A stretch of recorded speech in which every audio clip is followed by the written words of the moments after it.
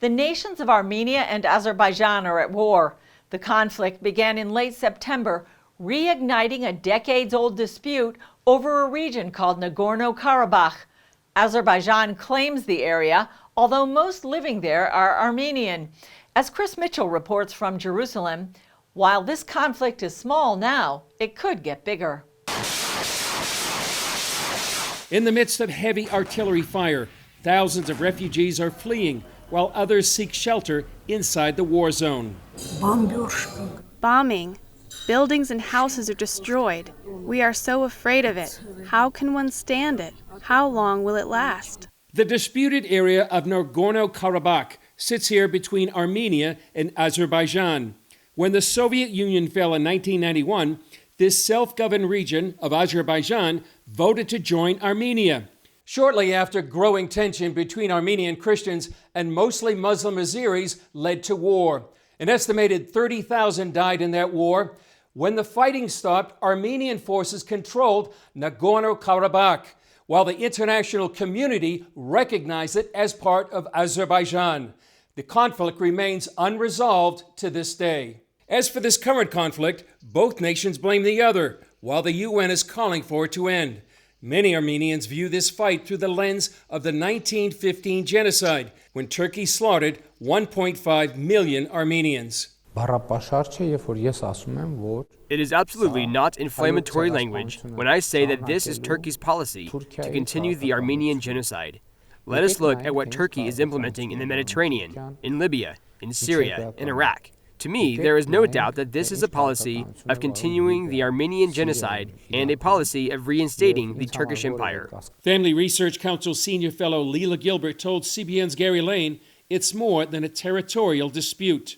It is definitely a religious conflict, and one of the things that's very hard to find in the regular media is that that's the reason. It's usually referred to as ethnic or territorial, but it is clearly religious, and at this point, Turkey has jumped in with mercenaries, actually jihadis, and this is making it all the more volatile.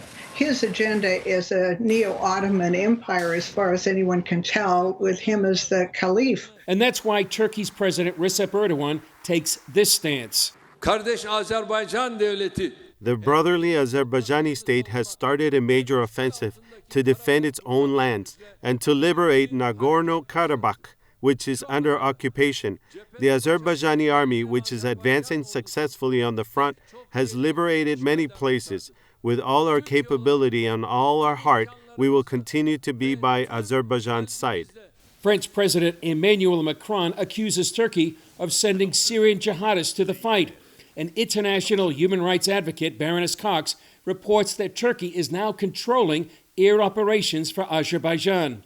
CBN News has learned several European parliaments are discussing telling Erdogan they will not come to the aid of Turkey as a NATO member if requested, and are urging the U.S. to do the same.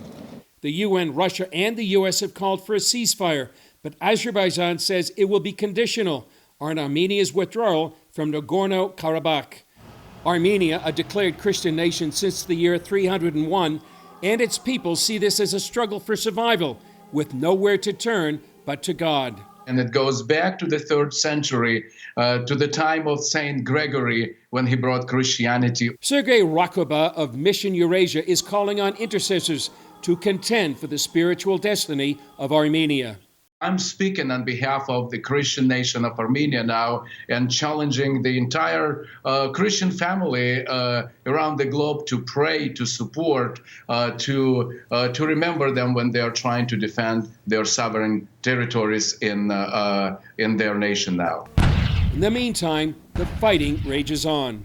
Chris Mitchell, CBN News, Jerusalem. Alpha